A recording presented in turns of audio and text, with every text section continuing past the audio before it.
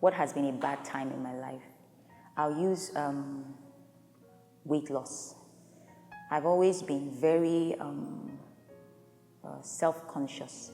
I grew up as a chubby child, and I was always, I don't know whether to say I was teased, maybe not teased, but I was always conscious of my body.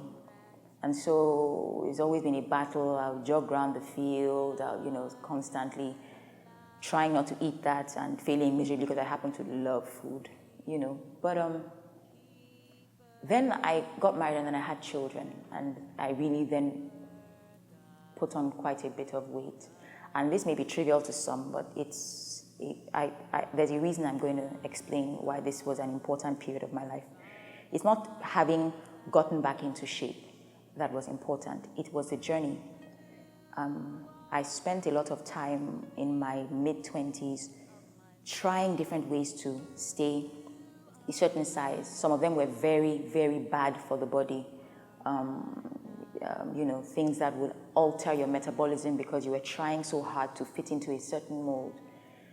And somewhere along the line, I found that there was a love that would keep me, through my different sizes, and helped me to deal with the real problem. The problem was not the way I looked outside. The problem was what was going on inside.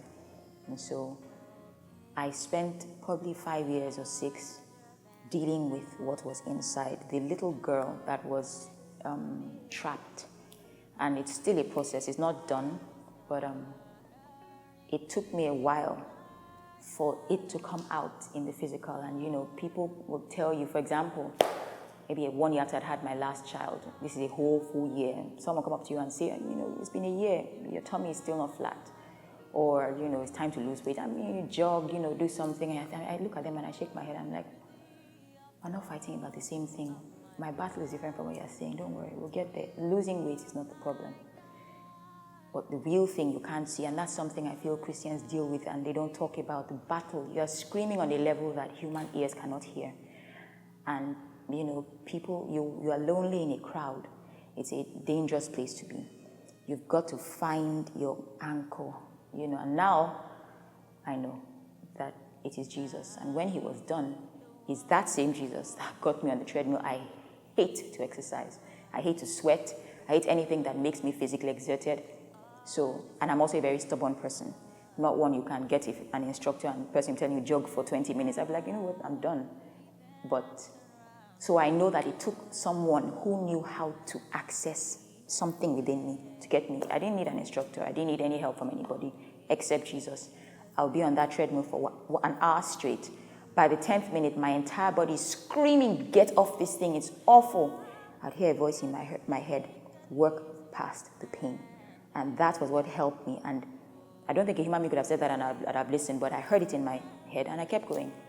It helped me with eating, it helped me, and here I am today. My point is, it wasn't from the outside in, it was from the inside out. I needed someone like that to help me. And he did. So that was a difficult period in my life. But and I don't know that it's done, but I'm not where I was 7-10 years ago. I'm a different person. So today, if I put on 20 kg, the real person is still there. I know who I am. So it doesn't bother me anymore. Those days it was like the end of the world. It isn't anymore.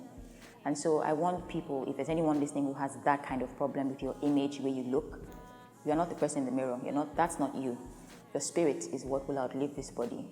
Focus on that. So I have a ratio. I don't always get it right, but I have it all the same, and I try to work it, which is 3-2-1.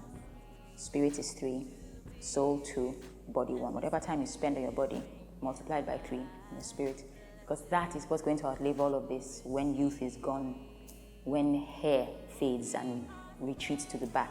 Your spirit will remain. And when we're done on this earth, that same spirit is going to go to heaven. So it's important to fill it with the right things. And so that's how Jesus has impacted my life. And that's a difficult time in my life that I've used my knowledge of Jesus to grow. And I hope I have indeed grown. I think I have. Yeah.